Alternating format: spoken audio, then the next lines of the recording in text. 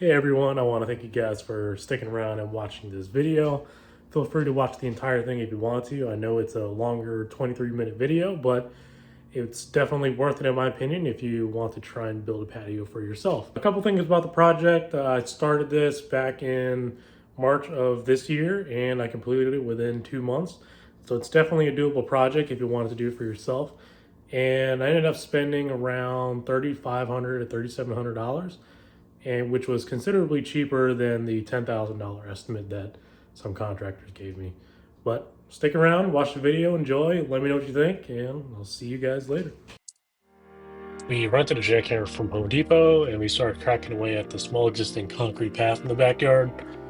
There's a small learning curve to figure out the best way to remove the concrete, but as soon as we got the hang of it, we started cranking out some pretty big chunks. Overall, this process took 3 to 4 hours, which is good since the rental was only good for 4 hours, but definitely backbreaking work.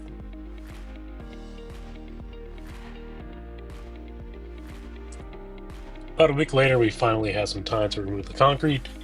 We put them in buckets and hauled them away one by one into my car, into a container, and took them down to the dump, which is only about 4 or 5 miles away. We drove back and forth about 3 to 4 times before we got rid of 90% of it. Land.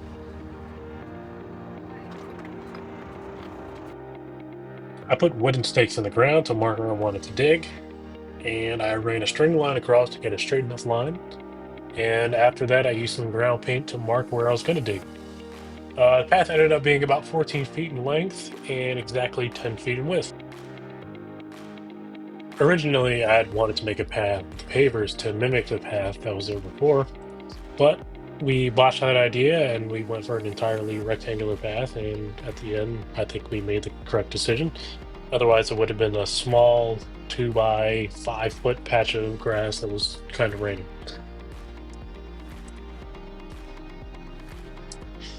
So now we're digging the area to about a depth of 8 inches near the wall of the house and 10 inches to the end of the path.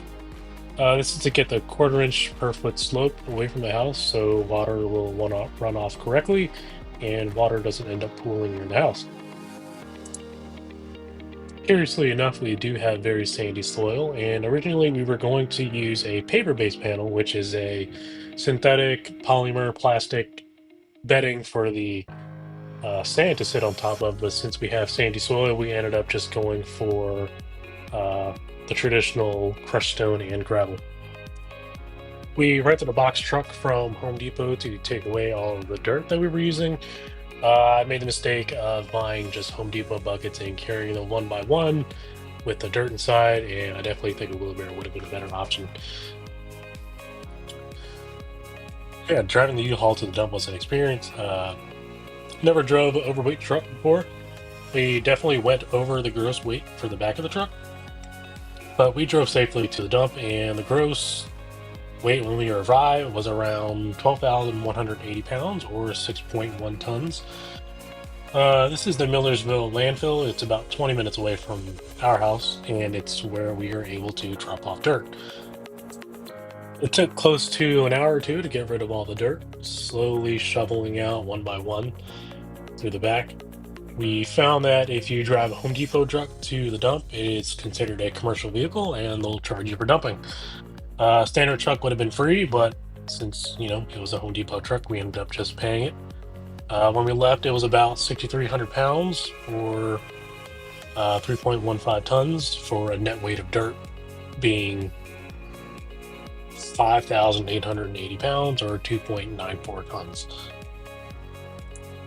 Total price for getting rid of all the dirt ended up being about $294.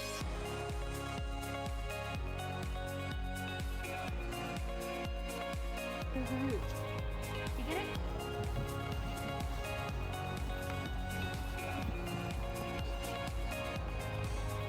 You should have better work a long time ago.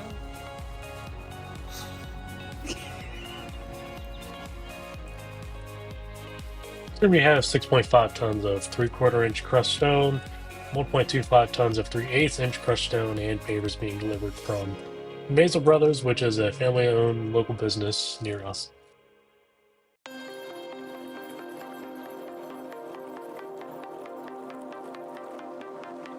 I was in a rush to get a compactor, so I didn't get a bunch of videos at that point, and I was kind of nervous to use the compactor, so I didn't get a ton of footage, but I compacted the sandy dirt pretty well, and we did about 5 to 6 passes to make sure it was nice and compact. I bought a permeable weed barrier for the base, and I installed it overlapping by 6 inches for each layer, and I finally put the round pins in to hold them down. I asked for some help from our UMBC fam group to help move all the gravel into the plot. We ended up moving about 5 tons of the gravel in over the course of close to 8 hours of work, and we've pretty much finished. I also didn't show it, but we also marked a chalk line on the wall to show where the top of the pavers would sit, and we used that as kind of a guideline as to where to fill in the gravel up against the wall. One last pass with the gravel and compaction, and then we filled in spots that were noticeably lower than others. And eventually you'll see I made a mistake and I tried to level out the gravel base, which was unnecessary, and eventually you'll see why.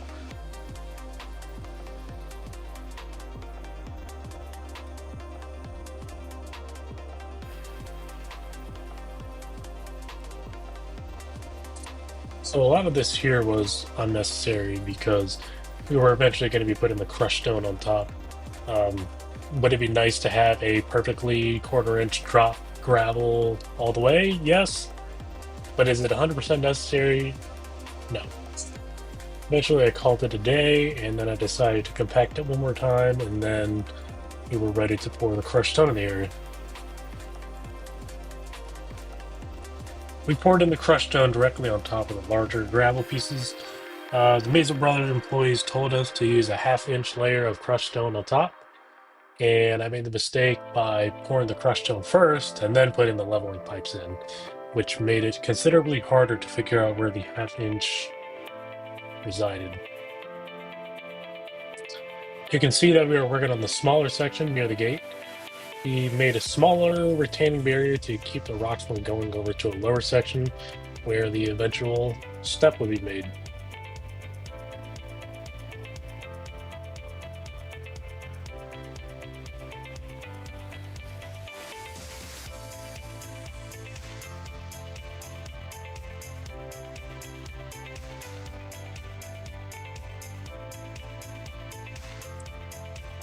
A lot of my time was spent leveling the crushed stone and making sure it was level across the entire patio and also sloped correctly away from the house. So you'll see a lot of this footage of me moving the level back and forth, front to side, to make sure it's completely level. So when I finally got the leveling and sloped to a point where I thought it was acceptable, I finally started the process of putting pavers down. In order to get a straight line of bricks for the border, I had to chisel off a couple pieces of concrete stucco and was finally able to get a straight enough brick.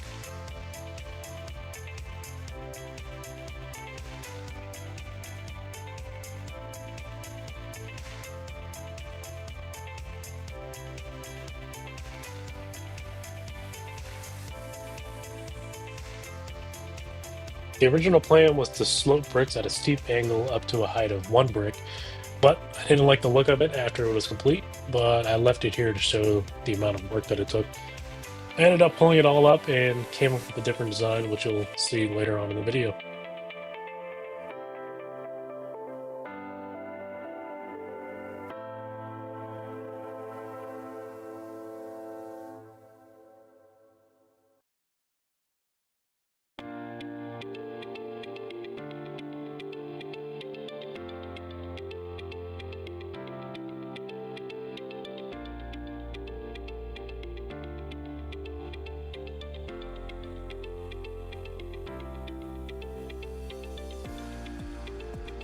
I chose a random pattern for the internal pieces, and I made sure that there were no four corners of bricks touching each other.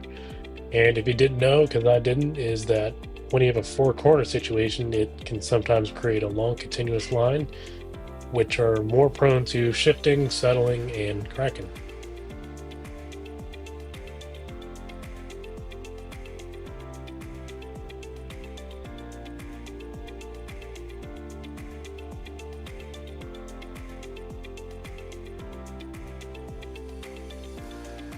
I sped through a lot of footage here, as you'll see, but this entire process of laying pavers down, leveling, tamping again to make sure it was correct took almost an entire month.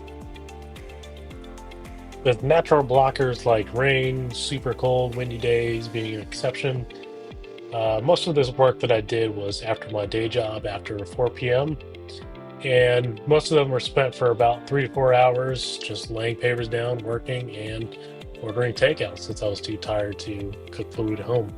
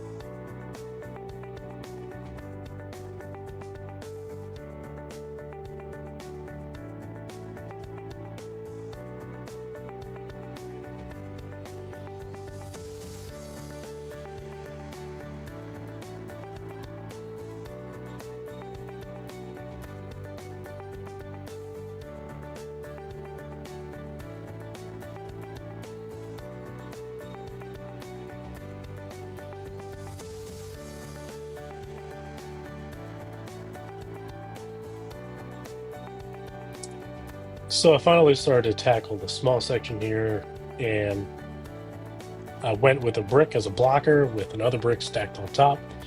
And with this, I had to redo some of the gravel and pack it back in.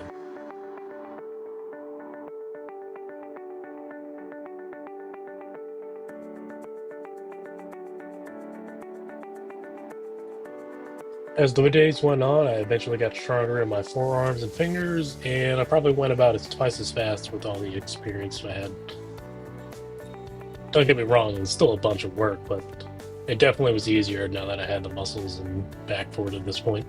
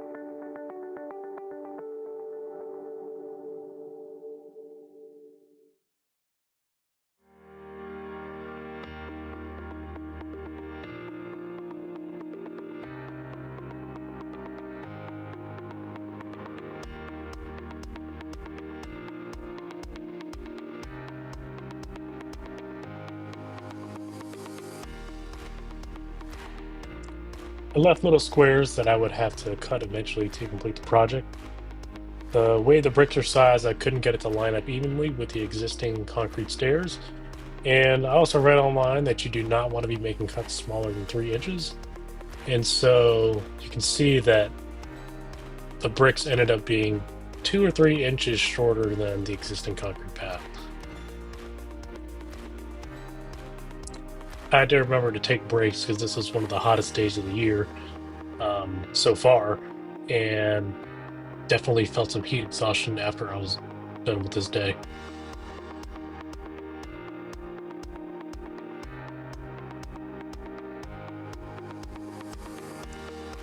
I left in a little brick spot for the clay brick that Claire made with my handprint, her handprint, and Maisie's handprint, and also the year, so to keep it as a little remembrance of when the patio was finished.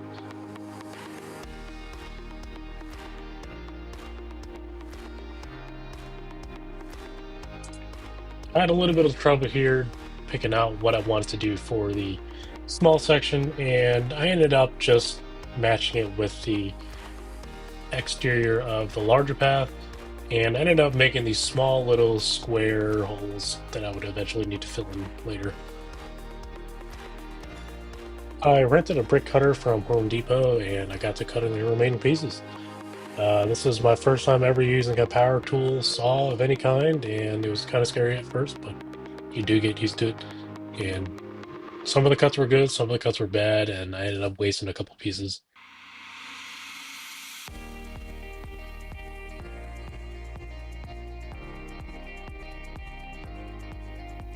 Once all the bricks were cut and placed, it was finally time to put the plastic border in to hold the pavers in. I used 10-inch steel spikes and I placed them in about 1.5 feet apart just to make sure they were locked in. I used Gator Max polymeric sand to place in between the pavers, and I spread half the sand into half the patio, brushed it in as good as I could, and then I attached a piece of cardboard to the tamper and vibrated the sand further in between the stones and brushed it again. I did this for both sides, and it ended up taking close to 4 hours to do all of it. As for the brick step, I bought a product called Loctite, which essentially glued one brick to another so it wouldn't slide when walking over it. It was a cheap but easy solution to the step problem.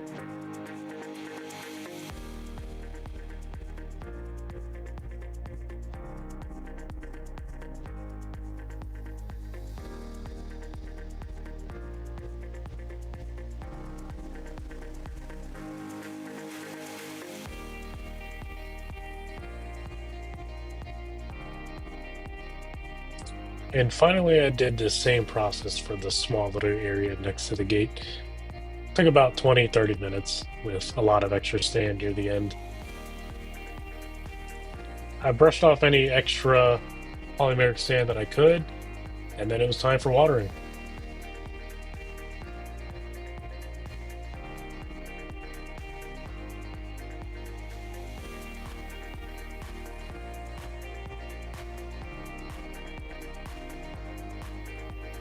All polymeric sand activates differently based on the manufacturer, and for this specific sand, the instructions were to use a rain setting on the hose and rinse the patio for a couple of minutes and let it dry completely for a couple hours. And for me, it was completely set within the first 30 minutes.